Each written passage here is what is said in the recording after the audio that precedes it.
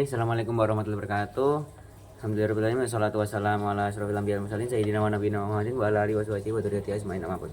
Yang saya hormati Mudirul Ma'had wal Madrasah Al-Qur'an La Raiba Hanifida beserta guru-guru yang mengajar yang tidak bisa saya sebutkan satu persatu. Jadi hari ini saya akan mempresentasikan peta imajinasi saya, yaitu tentang alasan peraturan diberlakukan. Jadi kita bahas ke peraturannya dulu.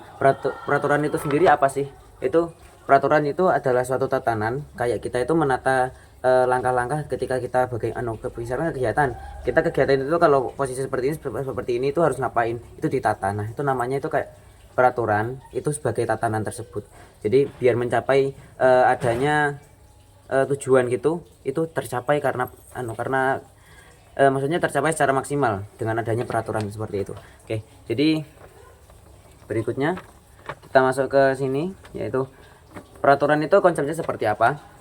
Yaitu yang pertama itu hak dan kewajiban. Jadi kalau kita misalkan ada di pondok ya, di sekolah saja itu kan kayak ada aturannya, siswa itu harus begini, larangannya seperti larangan, dia punya hak seperti ini, kewajibannya seperti ini.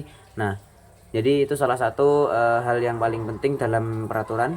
Yang berikutnya yaitu adalah larangan. Nah, larangan sendiri adalah lawan dari kayak hak dan kewajiban, itu kayak lawannya seperti itu. Jadi kita itu kayak nggak boleh seperti ini karena dengan kita melakukan larangan tersebut artinya kita kan melanggar. Nah, itu akan terjadi kayak hak dan kewajiban itu kayak kurang maksimal dalam pencapaiannya. Nah, berikutnya yaitu yang ini sanksi. Nah, maksudnya sanksi apa sih? Sanksi itu adalah hukuman atas tindakan kita yang melanggar aturan. Jadi kayak semisal kita di sekolah kan nggak boleh ngerokok gitu, terus nggak boleh ini mencuri, nggak boleh melecehkan orang lain, nggak boleh itu. Nah, itu nanti ada sanksinya. Nah, sanksi itu maksudnya adalah hukuman gitu. Oke, langsung ke cabang yang berikutnya itu hal-hal yang mendasari pemberlakuan. Itu yang pertama itu karena alasan biar yang kita jalanin, kegiatan yang dijalanin itu teratur, terciptanya keteraturan. Jadi kalau semisal kita ada sekolah, itu kan adanya peraturan biar siswa-siswa itu nggak kayak nyeleneh ke sana kemari, maksudnya jalan semuanya sesuai target. Kayak misalkan bagaimana caranya itu murid pembelajarannya itu maksimal. Nah, aturannya misalkan seperti ini. Dilarang berceloteh, maksudnya dilarang ramai di kelas saat pembelajaran berlangsung.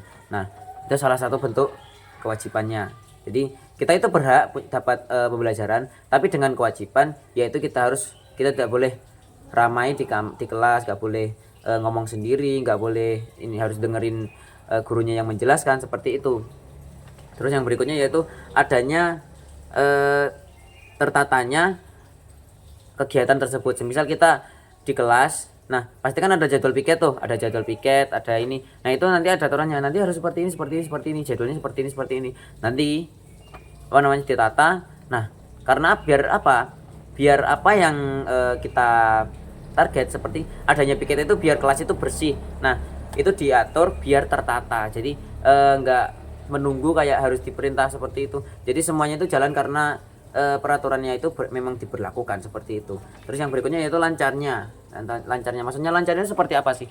Seperti kalau kita dalam kegiatan lomba kan ada tata tertibnya gitu, tata tertib, aturan, larangan. Aturannya seperti kewajiban, terus larangan gitu. Nah, itu biar lancar, itu diberlakukan. Jadi kayak semisal dalam lomba PBB nanti gak boleh begini, biar lancar, karena rutenya ada yang salah, ada yang ini seperti itu. Oke, jadi seperti itu kurang lebihnya. Berikutnya yaitu kita masuk ke cabang yang berikutnya, yaitu cabang yang hal-hal yang menjadi tantangan. Maksudnya yang menjadi tantangan itu kayak peraturan itu kan ada diberlakukan. Nah, itu kadang itu yang menjadi tantangan itu seperti ketimpangan. Maksudnya ketimpangan adalah gimana? Kayak semisal aturan itu berlaku untuk individu ya. Nah, nggak semua kayak individu itu latar belakangnya itu kayak sama. Jadi kadang itu mau adanya pelanggaran juga memang wajar, karena memang ini adanya kayak peraturan itu kan memang buat teratur. Kalau memang nggak bisa teratur ya memang hal wajar, soalnya juga tetap ada juga orang yang suka melanggar aturan seperti itu. Nah, jadi kayak ketimpangan itu konsepnya itu kayak kita semisal tidak boleh makan di kelas. Nah terkadang itu kalau kita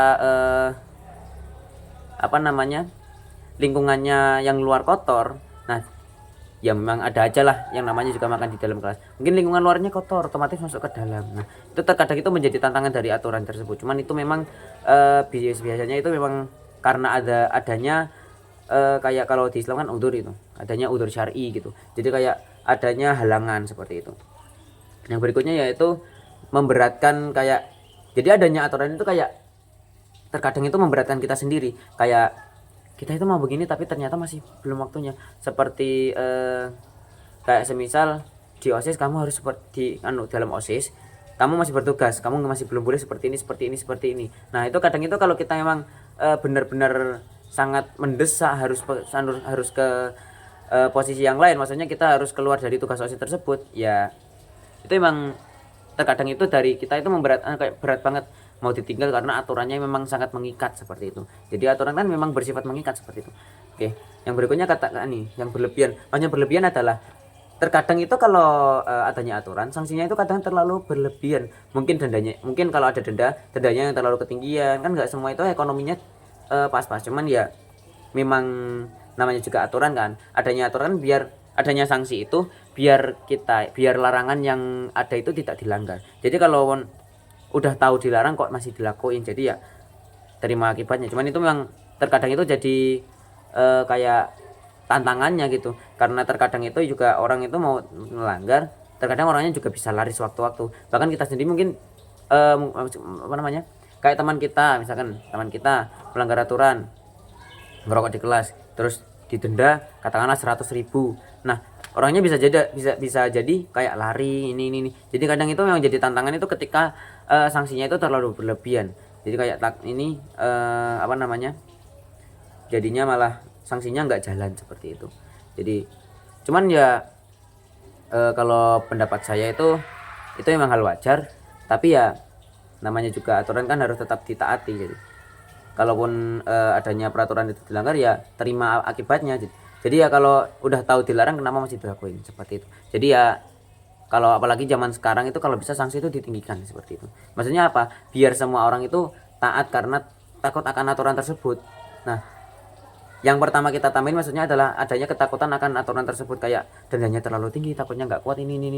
Nah itu nanti kalau udah terbiasa, insya Allah dari dalam diri sendiri itu akan kayak ini memang ini berlaku karena memang wajar berlaku, seperti kayak aturan dilarang rokok gitu. Karena ngerokok itu dampaknya seperti ini seperti itu. Jadi oke.